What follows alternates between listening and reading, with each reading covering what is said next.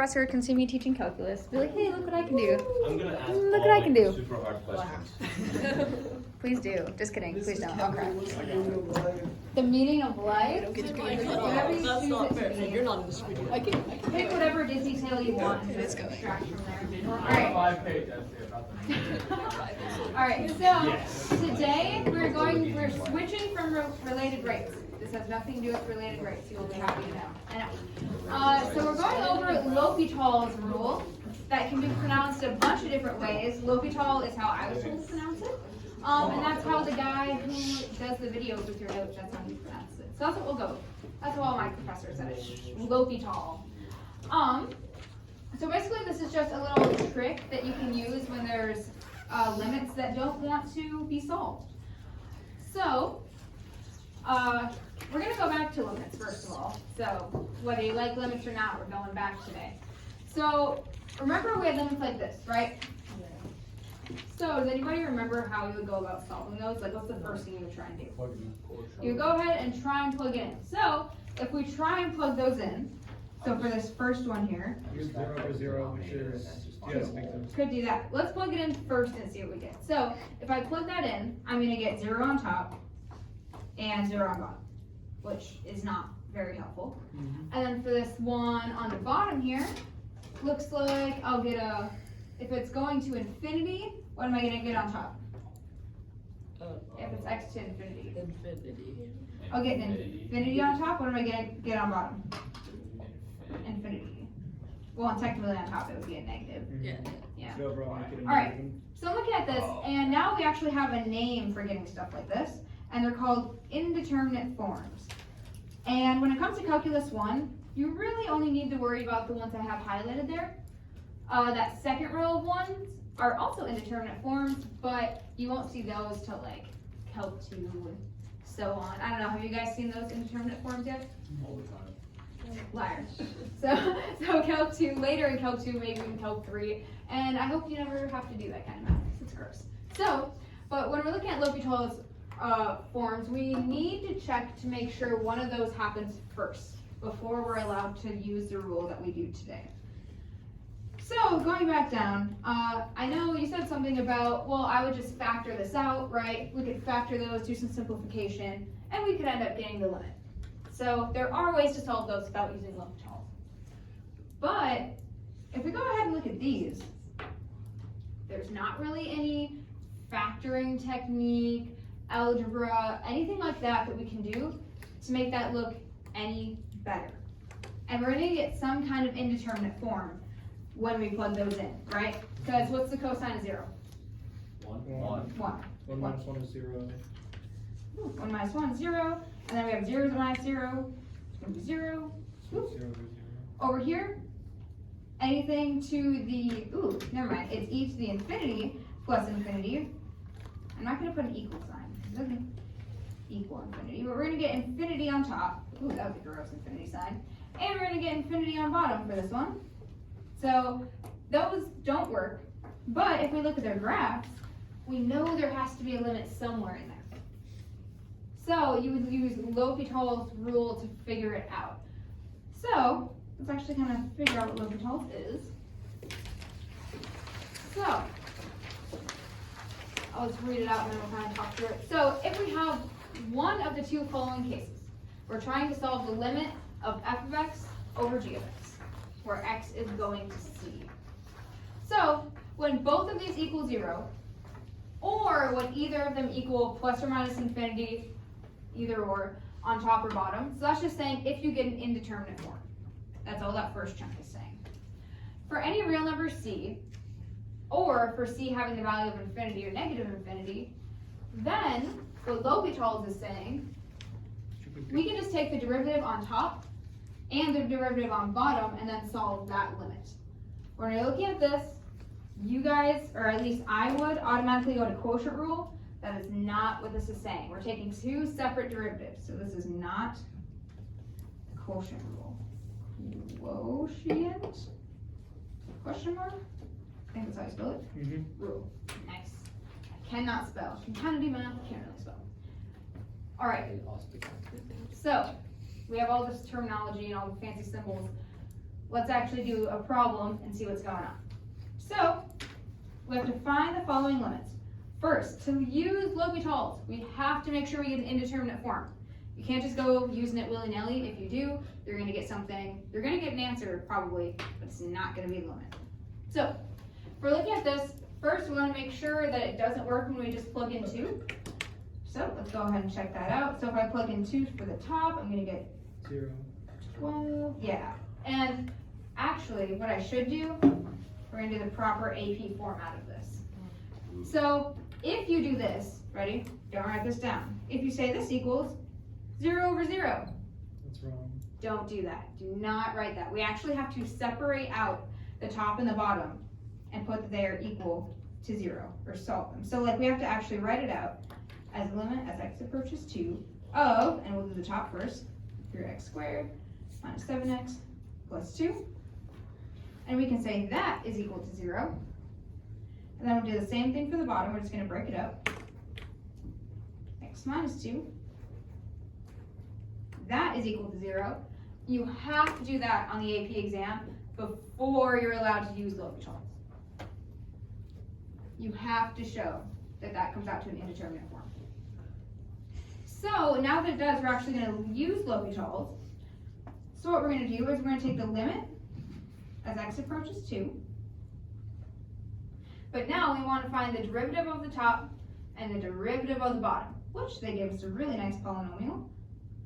So can somebody tell me what the derivative of the top would be? 6x minus 7. 6x minus 7. Right, just using a power rule there. And then on the bottom, what's it going to be? 1. Oh, that's not a 7. 7. So close.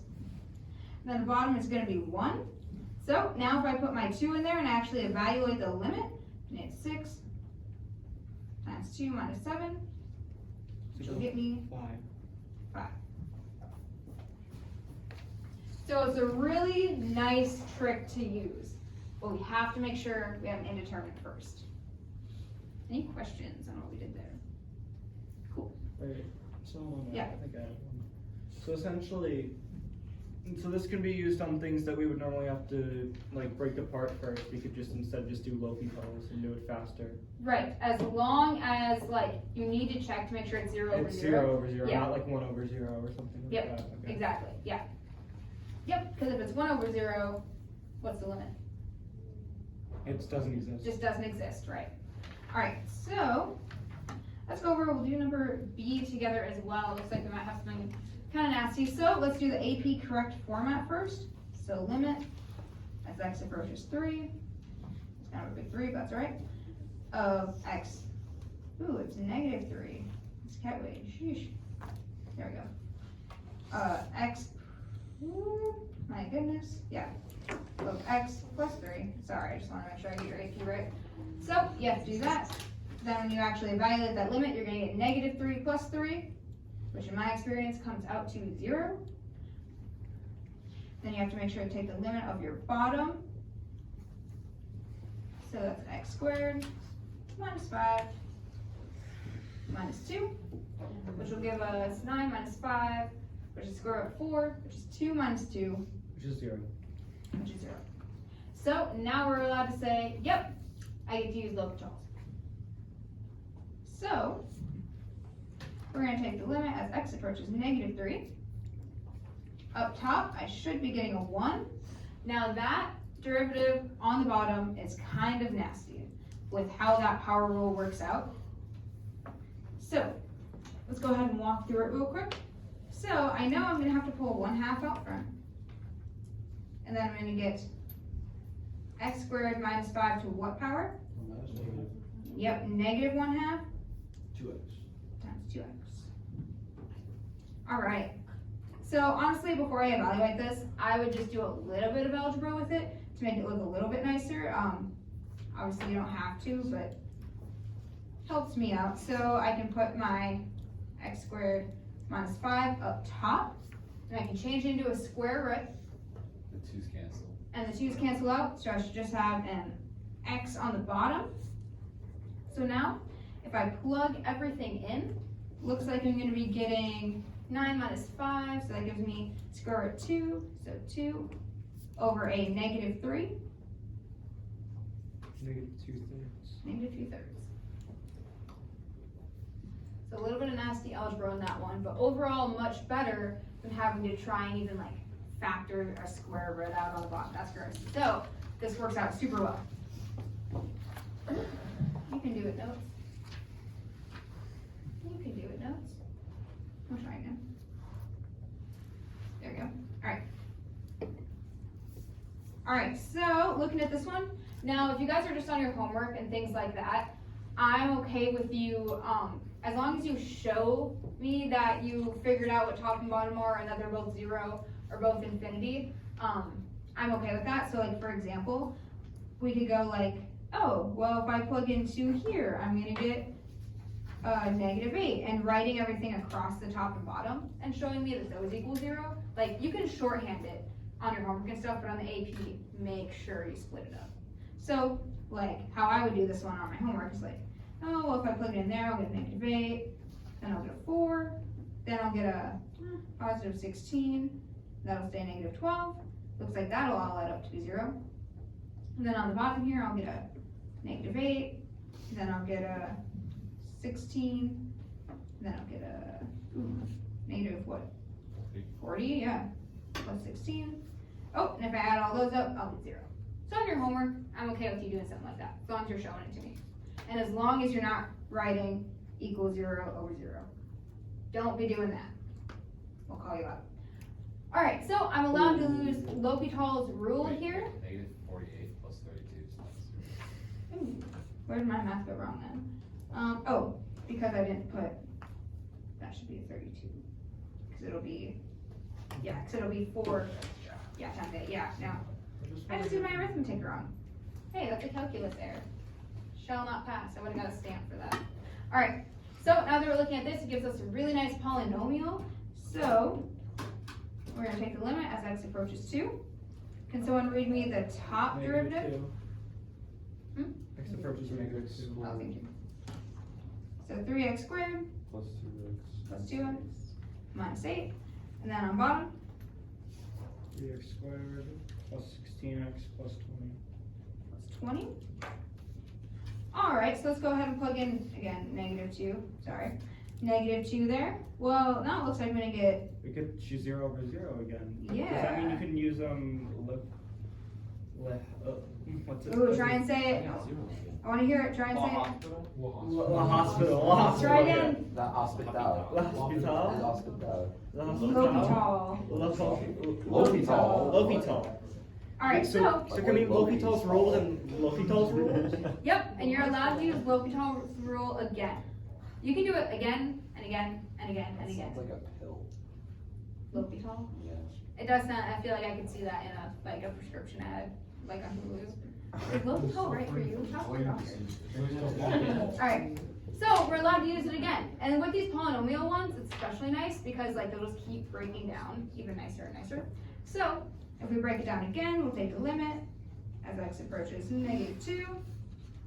So that'll give me 6x plus 2, or 6x plus 16, I believe. Call me out if my derivatives look wonky. I don't do a lot of calculus these days. So we just keep finding the derivative until it works. yeah, exactly. And so now it looks like we'll be able to plug it in. So I have 6 times negative 2 plus 2, just plugging in my limit. 6 times negative 2 plus 16. So it looks like I'm going to get negative 10 over positive 4. Or negative 5 ahead. I was going to say, please don't leave it as negative 10 over 4. Negative 5 over 2. For the AP, you can, right? Mm-hmm. Yeah. Oh my gosh, that makes That's me all cry it's if all you left it like that. But yeah. But, you know, if you're worried about messing it up. Why would you risk making another error by That's writing true. 4 instead of 5? That's true. It would hurt me to look at it when I'm That's grading, the kind of but thing I would do. that's true. I would too, because I messed up 4 times 8 earlier, so, yeah. Alright, so, we'll take a look at this, letter D one more time together. So, plugging it in, I'm gonna get 5 minus 4 minus 1, 0, 10 minus 1 minus 9, 0. Check it off the list. We're allowed to use L'Hopital's. So, let's go ahead and take the limit as x approaches 1. Can someone read me the derivative on top? 20x to the third minus 8x. 8x, alright, and bottom? 1 minus 18x minus 1. Or negative, they're both negative. Ooh, there we go. So it'll be -1 minus 18x. Right?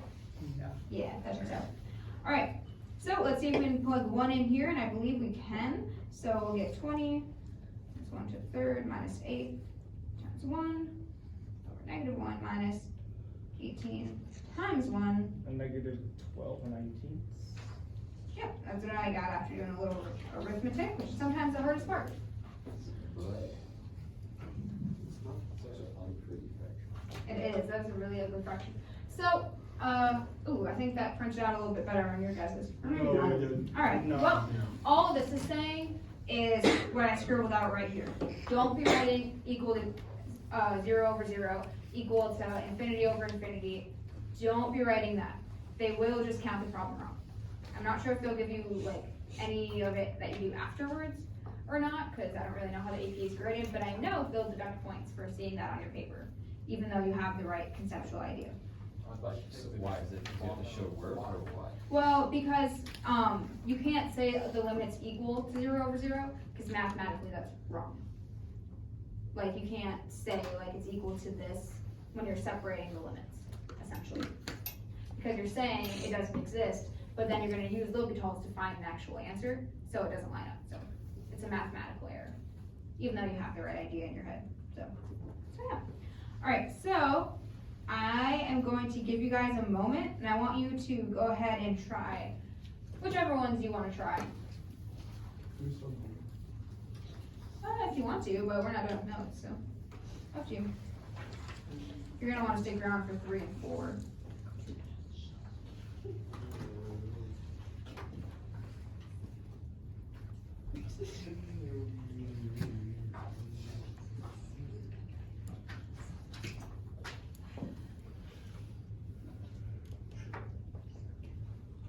Can we leave it as 0?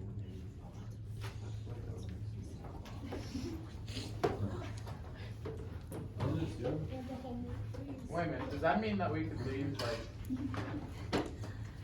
since we can leave things like You're unsimplified? welcome.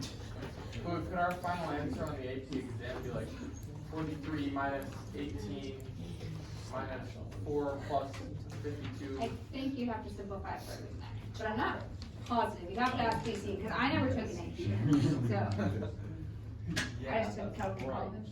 So element 0. Yes.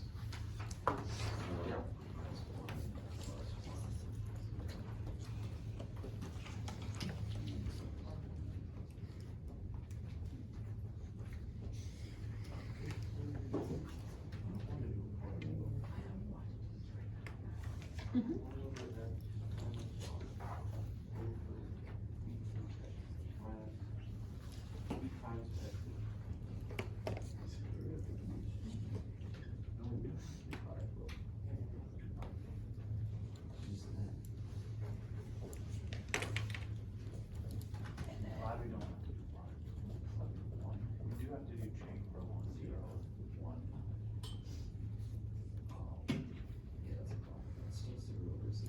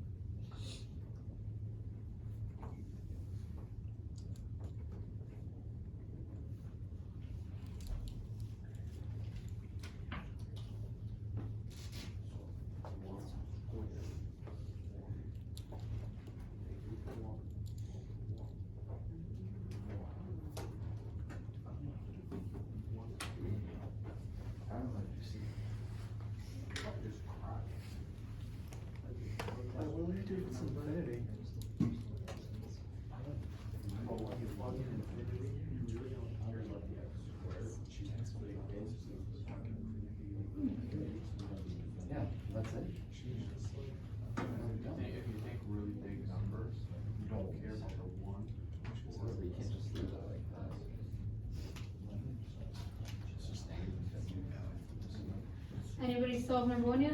Or letter A? Yes. Volunteer? Alright. Dean's got it. What about letter B? Anybody have that one? Oh, yeah. Can't put the wrong answer on the board. Yeah, that was good. Letter B?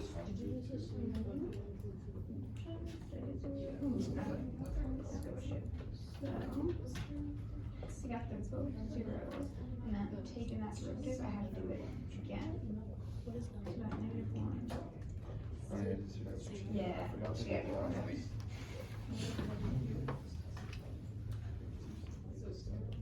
if you find an easier way to solve one of these two, I'm cool with that. So then it'd be x negative x equals 2. Yeah, -1 over x squared. So, when you take that derivative, you're gonna have -1 over x squared. You're still gonna be like underneath that one. Kind of hoping that you're doing like a. Yeah, but just one squared on top. Yep. How about C or D? Do I have volunteers? Which one do you want? For D? Yeah, that looks right. Oh wait, let me double check before I send it to you. Extra X there. You get that, you get There, got it. you kind of take the limit. Your derivative up top is a little wonky. Yep. Got it? Yeah, perfect. Put it up. What do you want? D? Where's your final answer?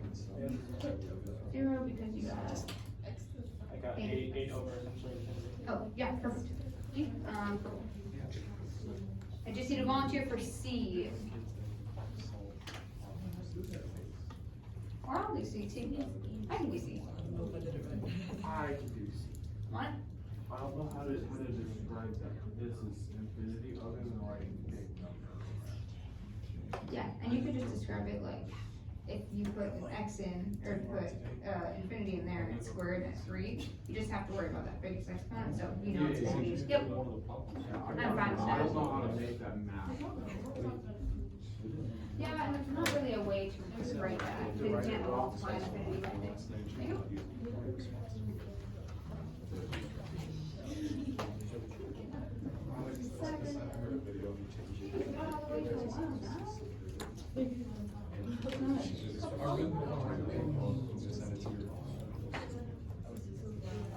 All right. Well, they're still written. I'm gonna go ahead and look at number 1. So number 1's over here in the green. I'll switch it to green on my screen too. So, it looks like if we put a 0 in for cosine, what's cosine of 0? What? Cosine of 0. 1. So we're gonna get 0 up top. I got 0 minus 0 on the bottom. So it looks like we're allowed to use L'Hopital's. So, if we use L'Hopital's, we're gonna take that derivative, we're gonna get a negative sine x. I don't want to forget my limit here. Limit is x approaches 0. Sine x, then 2x minus 1. We're gonna get 0 over negative 1, which is okay, and that gives us a 0. When people start doing L'Hopital's rule, a common mistake you'll see is they'll get 0 over something and be like, oh no, it doesn't exist, because you're like thinking about things that don't exist and indeterminates. But remember, we can divide things by 0 and just get 0. So don't fall victim to that common algebra error. All right. So looking over here on the red one for letter B. Nice handwriting, by the way. All right. So looks like we know ln of 1 is going to be 0. Minus 1 plus 1 gets us 0. E minus E will get us 0. So now we're looking at taking that derivative. So we have 1 over x minus 0, or sorry, minus 1, my apologies. E to the x minus E, taking those derivatives. Again, we get 0 over 0. The trickiest part on this one was simply taking this derivative. That's something people have trouble with a lot. But we got it right here. We have 1 or negative 1 over x squared over e to the x. So now when we plug in 1, we get that final answer of negative 1 over e. Alright. So, alright, so let's take a look at letter D over here first. So, letter D over here in purple. Whoops. So if we plug in a really big number, we're going to get infinity up here. If we plug in a really big number, we're going to get infinity again. Oh, no writing equals infinity over infinity. Which, even though you have the right idea, they'll get you on the AP for that. So that's just like a formatting thing. So, and on your homework, I'm okay with you doing like, infinity. On the AP, you'll write out limit, top, limit, bottom. Oh, okay, that's what I did. Yep, yeah. So, you're all good. Because you have the right idea, it would be infinity and then an infinity on the bottom as well. So, when you took that derivative, it looks like we got 8x minus 5, and then pulled out the 5 from the exponent for e. So 5 e to the 5x plus 1 over x. And again, looks like you got infinity over infinity, so you had to do it one more time. So taking the derivative of 8x minus 5, we got 8 over infinity, and a number over infinity is just going to get smaller until we get to 0. So 0 is going to be our answer on that one. That's also something that people tend to forget when you don't do limits, is thinking about a whole number over an infinity symbol. It's a little bit tricky. But just think about if I divide something like an infinite amount of times, I'm basically going to have like pieces the size of 0. Basically that. Alright, so looking over here at C. Alright, so same thing. If we plug in a really big number here, we're going to get infinity, a really big number on the bottom, also going to get infinity. So we're going to take that derivative. So, looks like we have 4 minus 10x, 6x minus 1, and ended up getting, I got me. yeah, should be negative 5/3, just because you have that 4 minus the 10x, so it should be a negative. Should anybody else solve this one a different way?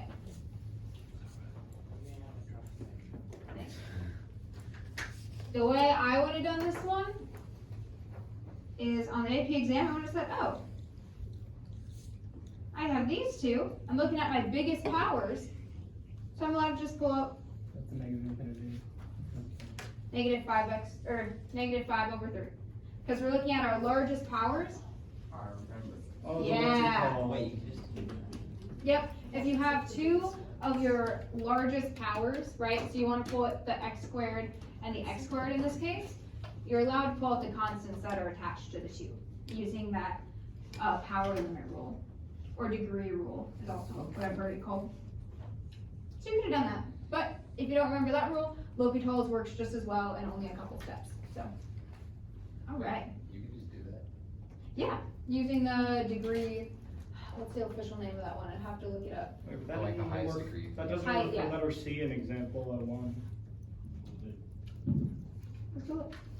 Letter C Is it for like the example. coefficients rule or whatever? It is the coefficients rule, so for this It one. doesn't work because it only works for going to infinity. Doesn't only work for going to infinity? Okay. Yep, You gotta go to infinity with it. gotta be, x gotta be approaching infinity.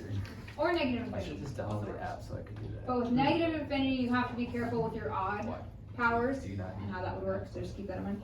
Alright, so, let's look at number 3. Alright. So, example 3 wants us to find each of the following limits.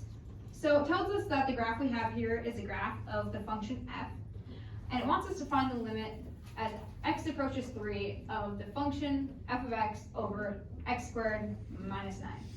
So first, to use L'Hopital's, we have to double check that everything is looking at 0. So, I don't want to use green. That's first. Let's use blue. Alright. So first things first, I'm going to do the AP style again of double checking that things either come out to 0 over 0, or that we get an indeterminate of some kind. So the limit as f of x approaches 3 is what? We don't have a formula, but we do have a graph. 0. 0, right. Equals 3. Right there. 0. So now the limit as x approaches 3 and x squared minus 9.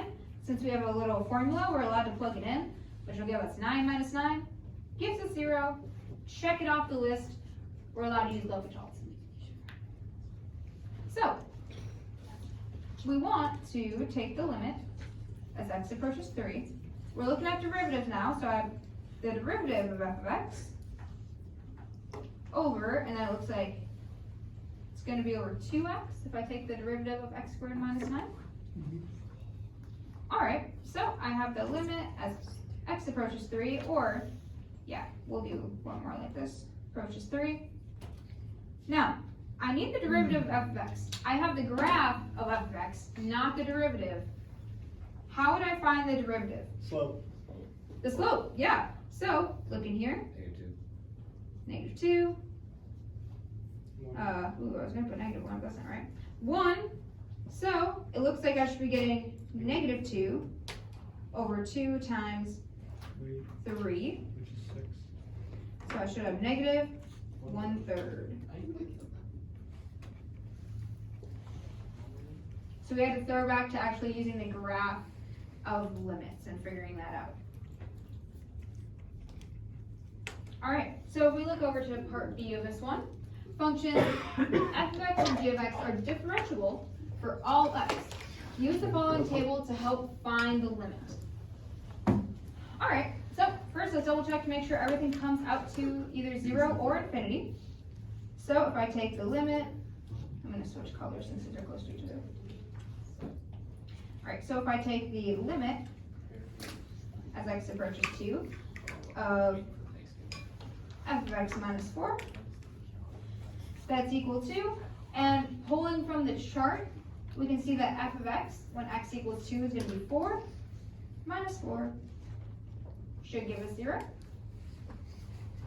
Now if we take the limit of the bottom, x approaches 2, of g of x times x squared, we're going to get g of x pulling from the chart 0 times and then x squared, not that it matters because we're multiplying by 0, but if our x is 2, it's going to give us 4, which will give us 0. Check it off the list, we're allowed to use L'Hopital's. Ooh, that was a nice check mark. Alright, nice. It's like the Nike one. Yeah, I was gonna say it looks artificial. It does. Go me. Alright, so now we actually want to find the limit of these two, as we're allowed to use L'Hopital's, so we're looking for the derivatives of the top and bottom now. So the limit as x approaches 2 of f prime of x, and then if I'm taking the derivative, do I need the minus 4? Yes or no? No, it drops. It goes. Bye-bye. It says bye. Alright, now we are doing what kind of a rule to find the product of our bottom? Or the derivative of our bottom? I gave it away. The product rule. After giving it away. Yay! Alright, Oh. so, I just did the thing. I know. So we're going to leave g of x alone, and we have 2x plus g prime of x. Yeah, it doesn't matter if you did it the opposite way. We're all good. Alright, and luckily, now looking at our chart, we have all of this given to us. We're allowed to plug it in.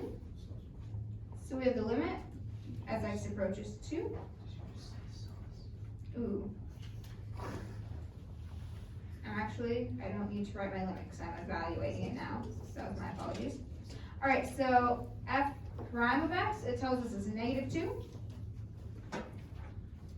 Over, and then g of x gives us 0 times 2 times 2. Yep, because we have 2x, so it's 2 times x. Yep. What about the G back, 3 prime of X? G prime of x is up top, so that's going to give us 3. And then x squared should give us 4. Negative 2 over 12 is negative 1/6. Alright, so before we move on from this one though, there's something that I'm missing to get all of my points on an AP exam. We did the math worked out, that is definitely the limit here. So everything works. But when are we allowed to take a derivative? Like what has to be true for us to take a derivative of a function? It has to be It has to be continuous. Okay, It's how not, do we know these functions are continuous if we don't actually have the formulas for them? Because they're differentiable. Exactly. If it's differentiable, which they tell us it is, because we have the derivatives of g of x and f of x. So to get all of your points on an AP exam, you have to put some kind of statement saying that I know I'm allowed to derive this. I know it's continuous. So the example that, and I took this right from this video, since I'm not used to the AP style, I want to make sure I give it to you guys right. So the example that he gave is, and I'll write it up here on the screen, word for word. So the example he gave is, and I'll put it in quotations, f of x and g of x are differentiable, and you said you're allowed to abbreviate words, so like you put diff, comma, therefore, if you haven't seen it already, you can write out the word therefore, but that symbol, the three triangles, mathematically that means therefore. So when you're writing proofs and stuff, you'll see that if you ever read proofs. Therefore, they are continuous, and he abbreviated continuous as well. So you have to put something along those lines, I'm going to highlight it, to get all the points on your AP exam. For like free response. Yes, during free response, yeah. Alright. And then he also said like you could do this as like an if-then statement, that kind of thing. But as long as you're acknowledging that that needs to happen, you'll be good. Alright, so we start the last example of the day. We have like 8 minutes left, so we should be good. So this is actually from the 2018 AP exam. You'll see it's letter D, and that's because there was like 3 steps ahead of it that were like, find the derivative. Like step B was finding the derivative of f of x. So we're allowed to just kind of start as step D. So let f be a function defined by f of x is equal to e to the x cosine x. So now it's actually asking us, let g be a differentiable function such that g of pi over 2 is equal to 0. The graph of the graph of g prime, the derivative of g, is shown below. Find the value of the limit as x approaches pi over 2 of f of x over g of x, or state that doesn't exist. Justify your answer. Alright, so here we go. First things first, I want to make sure I can use L'Hopital's on this, right? We're just going to plug it in and see what happens. So, since this is like an AP style question, we're going to put it in the right format, so if you did exactly this on the exam, you would get all your points for it. And this whole thing, I think, is worth 9 points, and then he said that this was worth, just letter D was worth 3 points. Just saying.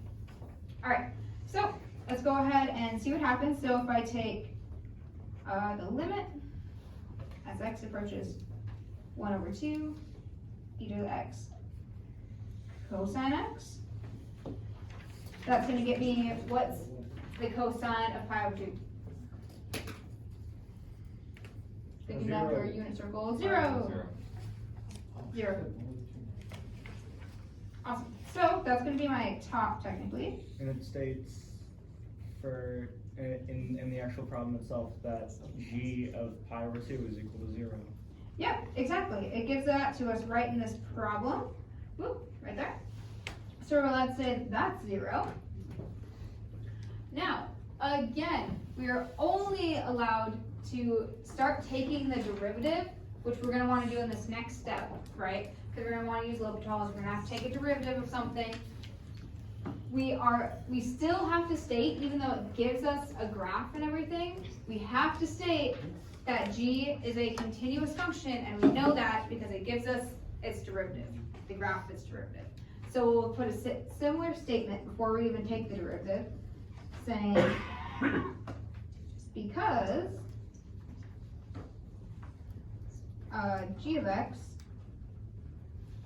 is differentiable, period, comma, therefore, which sounds weird, you're allowed to do that in math, therefore, g of x is continuous. And we don't care about after that. So f of x we don't need because since it gives it to us, is e of x continuous by itself as a function? Is cosine continuous? When you multiply those two things together, they're always going to be continuous. So we wouldn't have to state it for f of x. You usually only have to state it if an equation is not given to you. Like we don't have an equation for g, we only have a graph and we know it has a derivative. So then we have to state that. So, and apparently on this problem, a lot of kids got everything right and then just forgot to state that and didn't get the full points on it back in 2018, which is the year I would have taken it if I took an AP Calc. So, glad I didn't. I probably would have forgot that. All right. So, now that we're looking at this, we can go ahead and take the derivative of both top and bottom. So, again, we're doing the limit as x approaches pi over 2 of, ooh, that's going to be kind of nasty. So let's take a look. So we're going to be using our product rule again. So I'm going to take my derivative of e to the x, which conveniently is e to the x. Then I'm going to leave cosine of x by itself, plus, and then I'm going to leave e to the x alone and have e to the x. And then derivative of cosine is negative sine of x. All over, and then the derivative of g of x. So, I'm going to simplify this a little bit. I'm going to take the limit as x approaches pi over 2. What is my g of x? The derivative of g of x. 2. How'd you get that? You look at the graph. Look at the graph, right? At pi over 2, we go it meets at 2. So, I'm going to have my 2 here on the bottom. My apologies, I probably shouldn't have wrote that limit since we're evaluating it. That's just a formatting error, me not used to doing calculus. So we're going to have 2 on the bottom there. We got that right from our graph. Now if we start plugging in pi over 2 up top, we're going to get... Negative e to the pi over 2. So it's not our slope, so that's tricky. It's giving us the graph of the derivative itself, not the graph of g of x, which is tricky, and that'll get you 2. So when we go back here, we're plugging in pi over 2. Cosine of pi over 2 is 0. E to the power of pi over 2 times what's negative? Negative 1. It's going to be minus 1, right? So Negative e to the pi over 2. negative e pi over 2 over 2 is going to be your final limit. If we pulled out a 1/2 in front, is that okay? Yeah, so like you had like negative 1/2 e Sure, yeah. pi over 2. Yeah, that works for me. Algebra is algebraic, so that works. Cool. All right, so not that you have much time left, but yeah, I didn't. Yeah, you have a minute. So Ms. McKee might move your quiz. She might swap the quiz in the review day for you guys, so that way you can ask questions about 4.6. Because I know that was a super tough one. I have a feeling you guys will get this, but she did say for sure. I'm guessing she's gonna swap it, but I can make no promises to you. So I would still study for your quiz tonight. And if she swaps the days, I think she'll do like your review day tomorrow, quiz, and then immediately your test.